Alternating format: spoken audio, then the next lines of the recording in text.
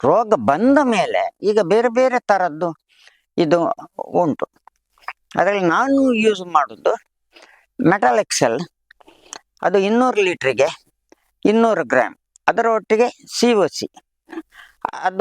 ಅದನ್ನು ಬ್ಲೈಟೆಕ್ಸ್ ಅಂತ ನಾನು ಯೂಸ್ ಮಾಡ್ತೇನೆ, ಅದನ್ನು 400 ಗ್ರಾಮ್ ಹಾಕಿ ಇದಕ್ಕೆ ಇಮಿಡಿಯೇಟ್ ನಾನು ಬಿಡ್ತೇನೆ. ಯಾಕೆಂತ ಹೇಳಿದರೆ ಇದರ ಈ ಎಲೆಯಲ್ಲಿ ಒಂದು ಕಪ್ಪು ಬ್ಲ್ಯಾಕ್ ಸ್ಪಾಟ್ ಇದು ಚುಕ್ಕೆ ಬರ್ತದೆ, ಅದು ಬಂದರೆ ನಾವು ಅದನ್ನು ಇಮಿಡಿಯೇಟ್ ನಾವು ಕೊಡ್ತೇವೆ.